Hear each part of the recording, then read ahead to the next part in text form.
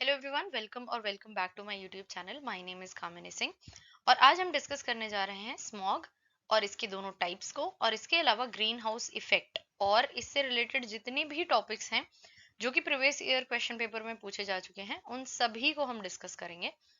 ये लेक्चर 14 है of the series people and environment, जो कि आपके नेट पेपर 1 का सिलेबस है। तो बिना टाइम वेस्ट किए चलिए start.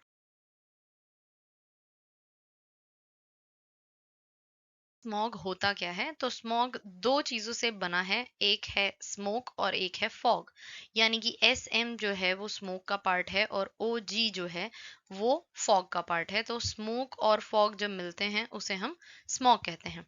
Fog intensified due to smoke और अदर एटमॉस्फेरिक पॉल्यूटेंट्स, यानी कि जो एटमॉस्फेरिक पॉल्यूटेंट्स हैं जिनके बारे में हम प्रीवियस वीडियोस में पढ़ते हुए आ रहे हैं, वो जब फॉग को इंटेंसिफाई कर देते हैं उसको हम स्मॉग कहते हैं। अब फॉग के स्मॉग के दो टाइप्स होते हैं, एक है फोटोकेमिकल स्मॉग और एक है क्लासिकल स्मॉग, जिससे बहुत सारे प्रीवियस ईयर क्वेश्चंस पूछे जा चुके हैं। तो हम इन दोनों को ही डिटेल में डिस्कस करेंगे। सबसे पहले क्लासिकल स्मॉग क्या होता है? अब क्लासिकल स्मॉग के अलग अलग नाम हैं, नाम याद रखिएगा। क्लासिकल स्मॉग का एक नाम है सल्फ्यूरस स्मॉग, अभी हम डिस्कस करेंगे कि इन्हें इन नामों से क्यों जाना जाता है। लंदन स्मॉग और या फिर इंडस्ट्रियल स्मॉग। तो क्योंकि ये जो स्मॉग है ये सबसे पहले लंदन में डिस्कवर किया गया था, इसीलिए इसे लंदन स्मॉग कहते हैं। और London smog results from a high concentration of sulphur. Sulphur के हाई कॉन्सेंट्रेशन की वजह से होता है, इसीलिए इसे सल्फ्यूरस स्मॉग कहते हैं। Sulphur oxides in the air and is caused by the use of sulphur bearing fossil fuels, particularly coal. Coal में सल्फर प्रेजेंट होता है और ये जब एयर के साथ यानी ऑक्सीजन के साथ मिलता है तो सल्फर ऑक्साइड्स बनाता है। और ये जो सल्फर ऑक्साइड्स हैं ये जब फॉग के साथ मिक्स होते हैं तो ये क्लासिकल स्मॉग बनता है हमारा, इसीलिए इसको सल्फ्यूरस स्मॉग कहा जाता है। इंडस्ट्रियल स्मॉग इसलिए कहा जाता है क्योंकि शुरुआत में इंडस्ट्रीज में कोल की बर्निंग ही की जा रही थी, इसीलिए इसे इंडस्ट्रियल स्मॉग भी कहा जाता है। Next is occurs in cold and humid climate. दो चीजें बहुत इंपॉर्टेंट हैं इसके बनने के लिए, इस स्मॉग के बनने के लिए, कोल्ड और ह्यूमिड क्लाइमेट। ये रिड्यूसिंग होता है नेचर में, यानी कि इसमें जो रिएक्शंस हो रही हैं जितनी भी, वो सभी की सभी रिड्यूसिंग है नेचर में। तो याद रखिएगा। नेक्स्ट वाली जो हमारी फोटोकेमिकल स्मॉग है वो इसका जस्ट ऑपोजिट है। तो अगर आप एक की प्रॉपर्टीज को याद कर लेते हैं तो आपको दूसरे की प्रॉपर्टीज याद हो जाएंगी। They generally cause a dark brownish atmosphere, यानी कि कलर जो होता है वो मोस्टली डार्क ब्राउनिश होता है, and that is why they are also known as dark brown smog. चार नाम देख लिए हमने। सल्फ्यूरस स्मॉग क्योंकि सल्फर प्रेजेंट होता है इसमें। नेक्स्ट इज लंदन स्मॉग क्योंकि ये सबसे पहले लंदन में डिस्कवर किया गया था। इंडस्ट्रियल स्मॉग क्योंकि तब इंडस्ट्रीज में कोल की बर्निंग होती थी और जो कोल है वो ही मेजरली रिस्पॉन्सिबल था सल्फर के एवोल्यूशन के लिए, और वो रिस्पॉन्सिबल था हमारे स्मॉग के लिए। और लास्ट है इसका नाम डार्क ब्राउन स्मॉग क्योंकि ये डार्क ब्राउनिश कलर का होता है। Next is photochemical smog. अब फोटोकेमिकल स्मॉग का दूसरा नाम है लॉस एंजल्स स्मॉग। क्यों? क्योंकि ये यहीं पर डिस्कवर हुआ था। ज्यादातर ये अर्बन एरियाज यानी कि शहरों में आपको देखने को मिलेगा जहां पर बहुत ज्यादा ऑटोमोबाइल्स यानी कि व्हीकल्स चलती हैं, तो ये व्हीकलर पोल्यूशन की वजह से होता है। नेक्स्ट इज ये ड्राई और सनी वेदर में आपको देखने को मिलेगा जहां पर जेंटल विंड्स चल रही हों, धीमी हवाएं चल रही हों। ठीक है। नेक्स्ट इज ये ऑक्सीडाइजिंग होता है नेचर में, जो भी रिएक्शंस हो रही हैं वो ऑक्सीडाइजिंग नेचर में है। और ये किसकी वजह से होता है? It is a mixture of pollutants that are formed when nitrogen oxides यानी कि नॉक्स और वीओसीज रिएक्ट करते हैं in the presence of sunlight. ये रिएक्शंस हम सेकेंडरी पॉल्यूटेंट की जो हमने वीडियो देखी थी उसमें हम इस रिएक्शन को डिटेल में देख चुके हैं। तो अगर आपने वो वीडियो ना देखी हो तो आप डिस्क्रिप्शन में लिंक दिया हुआ है, उस पर क्लिक करके ये वीडियो को देख सकते हैं। React in the presence of sunlight creating a brown hedge around cities. ये रिएक्शन कुछ ऐसी दिखती है, nitrogen oxides plus hydrocarbons in the presence of UV rays यानी कि सनलाइट बनाता क्या है? पैन पेरोक्सी एसिटाइल नाइट्रेट और O3 यानी कि ओजोन, जो ट्रोपोस्फेरिक ओजोन है वो।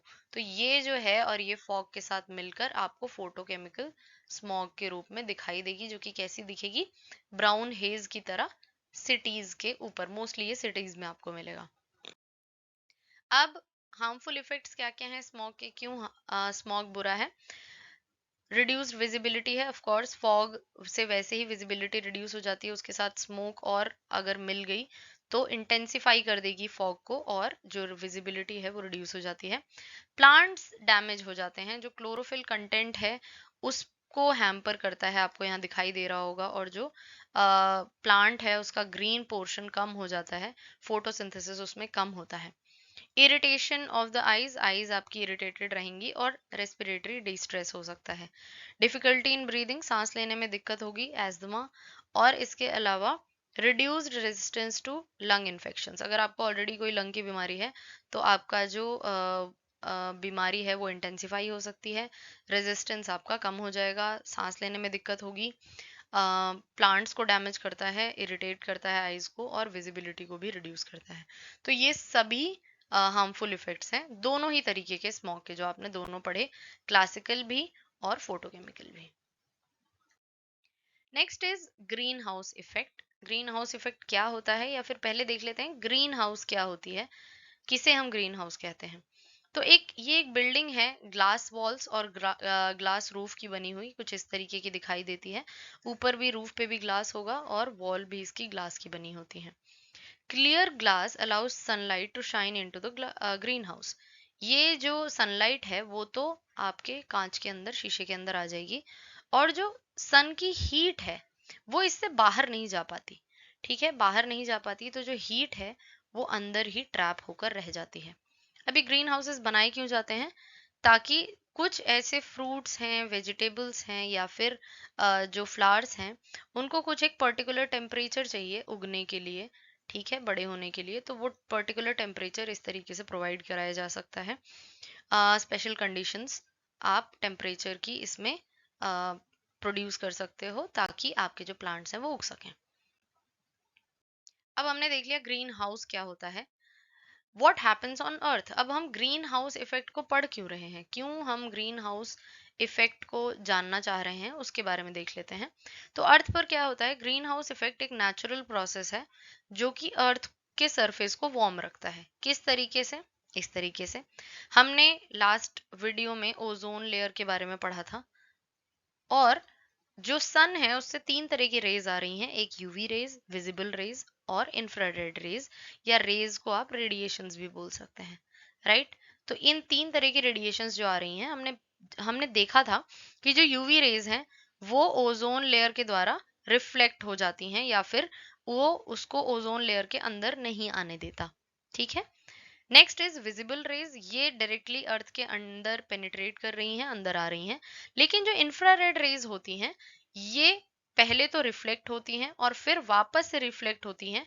इसकी वजह से क्या होता है कि ये जो हीट है ये ट्रैप्ड रह जाती है अर्थ के अराउंड, और ये अर्थ का जो टेम्परेचर है उसको अराउंड 33 डिग्री सेल्सियस तक बढ़ा कर रखती है, जो कि हमारी लिविंग कंडीशंस के लिए अच्छी है। अगर ये ओजोन लेयर नहीं होगी और ये इंफ्रारेड रेडिएशंस आकर इसमें ट्रैप नहीं होंगी, ये अर्थ वार्म नहीं रहेगी, तो ये जो हमारी अर्थ है उसका टेम्परेचर 33 डिग्री सेल्सियस लोअर रहेगा, और ह्यूमन बीइंग्स, प्लांट्स और एनिमल्स के थ्राइव करने के लिए वो सही नहीं है।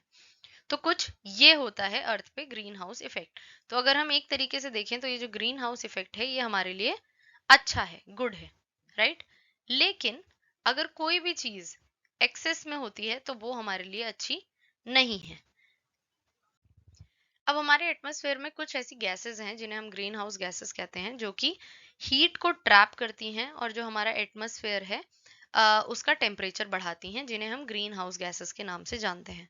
For example methane, water vapour, nitrous oxide, carbon dioxide, chlorofluorocarbons और सरफेस लेवल ओजोन, यानी कि ट्रोपोस्फेरिक ओजोन जो है। अब ये जो गैसेस हैं ये मोस्टली हमारे एटमॉस्फेयर में एज पॉल्यूटेंट्स जानी जाती हैं, क्योंकि अगर ये एक्सेसिव अमाउंट में होंगी तो ये हमारे अर्थ को ज़्यादा वार्म करेंगी, ज़्यादा टेम्परेचर उसका बढ़ाएंगी, और उसकी वजह से जो प्लांट्स हैं, एनिमल्स हैं और जो ह्यूमन बीइंग्स हैं, उन सभी को सफ़र करना पड़ेगा। अब कैसे पता चलेगा हमें कि कौन सी गैस हमारे लिए ज़्यादा नुकसानदायक है और कौन सी कम? तो उसे हम जानते हैं ग्लोबल वार्मिंग पोटेंशियल के रूप में। हम कंपेयर करते हैं CO2 यानी कि कार्बन डाइऑक्साइड से। इसको हम देखते हैं कि इसका ग्लोबल वार्मिंग पोटेंशियल है 1, यानी कि ये जो अर्थ को वार्म कर सकती है उसका पोटेंशियल 1 है। और इससे ज्यादा जो भी वार्म कर सकता है उसका जो रिजल्टेंट होगा वो पॉजिटिव में होगा। अगर इससे कम तो जीरो या फिर नेगेटिव में होगा।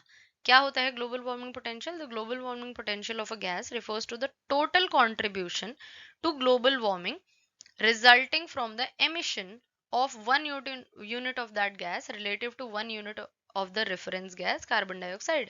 तो reference gas कौन सी है? CO2, जिसको हम 1 ले रहे हैं। बाकी गैसेस का हम ग्लोबल वार्मिंग पोटेंशियल देखते हैं नेक्स्ट स्लाइड में। देखिए इन 4 गैसेस का हम ग्लोबल वार्मिंग पोटेंशियल चेक करते हैं। Carbon dioxide is 1। ये आपको दिया हुआ है कि इनका एटमॉस्फेरिक लाइफ टाइम कितना है। अगर ये एक बार एटमॉस्फेयर में आ गए तो ये कब तक जिंदा रह सकते हैं या कब तक थ्राइव कर सकते हैं? तो ये 100 to 1000 ईयर्स तक थ्राइव कर सकता है। नेक्स्ट इज मीथेन, जिसका global warming potential carbon dioxide से 25 टाइम्स ज्यादा है, तो इसीलिए इसका ग्लोबल वार्मिंग पोटेंशियल हो गया 25। ये 12 साल तक रह सकती है। नाइट्रस ऑक्साइड 298 और CFCs का देख लीजिए, ग्लोबल वार्मिंग पोटेंशियल है 10,000, अराउंड 10,900, यानी कि ये कार्बन डाइऑक्साइड से इतने टाइम्स ज्यादा हार्मफुल है फॉर कॉजिंग ग्लोबल वार्मिंग। ये आप जो वैल्यूज हैं उनको याद रखिएगा, या फिर एटलीस्ट ये याद रखिए कि कौन सी गैस किससे ज्यादा हार्मफुल है या फिर किसका ग्लोबल वार्मिंग पोटेंशियल किससे ज्यादा है, क्योंकि इस तरीके के क्वेश्चंस प्रीवियस ईयर क्वेश्चंस में आ चुके हैं। हमने ग्रीन हाउस इफेक्ट के बारे में बात कर ली कि इसकी वजह से अर्थ का जो टेम्परेचर है या फिर अर्थ का जो ब्लैंकेट है वो वार्म रहता है। लेकिन अगर ये जो ग्रीन हाउस गैसेस हैं ये एक्सेस में हो जाएं तो क्या होता है? तो कॉज होता है ग्लोबल वार्मिंग, जिसे हम is the unusually rapid increase in Earth's average surface temperature over the past century, primarily due to the greenhouse gases released by people during fossil fuel burning, या फिर आपका vehicular pollution, या फिर और भी बहुत सारे reasons हैं जिसकी वजह से अब आपकी ग्रीन हाउस गैसेस जो हैं रिलीज होती हैं। तो इन सभी की वजह से आपके जो ग्लेशियर्स हैं वो मेल्ट हो रहे हैं। ग्लेशियर्स मेल्ट हो रहे हैं तो जो आपका ओशन है उसका लेवल राइज हो रहा है, फ्लड्स आ रहे हैं, कहीं कहीं पर एडवर्स इफेक्ट की वजह से ड्रॉट्स हो रहे हैं। तो ये इन शॉर्ट हमारे लिए ग्लोबल वार्मिंग एक बहुत बड़े लेवल की प्रॉब्लम है, ग्लोबल प्रॉब्लम है, एक कंट्री तक सीमित नहीं है, पूरे वर्ल्ड में सीमित है। तो इन सभी के लिए हमें बहुत सारे स्टेप्स लेने चाहिए। उन सभी स्टेप्स के बारे में भी हम अलग अलग वीडियोस में पढ़ेंगे कि इंटरनेशनली जो कंट्रीज हैं उन्होंने क्या क्या स्टेप्स लिए हैं।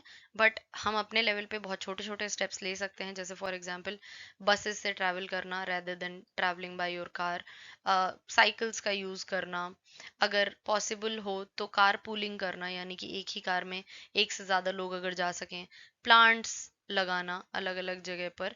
इन सभी छोटे छोटे तरीकों से हम ग्लोबल वार्मिंग को बहुत बड़े नहीं तो छोटे लेवल पर रोकने में हेल्प कर सकते हैं।